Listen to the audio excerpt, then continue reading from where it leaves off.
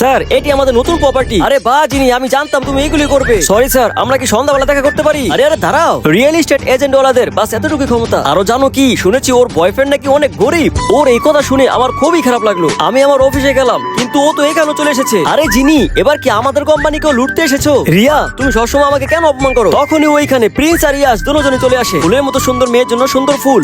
জিনি শুধু আমার, ও তোমার প্রেমে ভুলও পড়বে না। ওর কথা শোনো না, এই নাও গাড়ি, এখন থেকে হাঁটতে হবে না। এমন কথা হলে উইন কোম্পানির চেয়ারম্যানের চাবি এখন থেকে তোমার। এটা শুনে তো ওরা সবাই অবাক হয়ে গেল। আচ্ছা ঠিক আছে, এখন চলো এখান থেকে। প্রিন্স ইয়াস, তোমরা দুজন এখানে কেন এসেছো? সামনেই তোমার জন্মদিন আসছে, আমরা ভাবলাম তোমাকে একটা ছোটখাটো সারপ্রাইজ দেওয়া যাক। আমি তো ওদেরকে সকালে বুঝে গিয়েছি, আসলে ওরা রিয়া আর ওর ফ্রেন্ডদেরকে ভয় দেখিয়ে আমার প্রতিশোধ নিতে যাচ্ছিল। ওদেরকে প্রতি পদে পদে ভয় দেখাতে লাগলো। আপনারা কি আমাদের শরবত খাবেন? একদম রক্তের মতো লাল।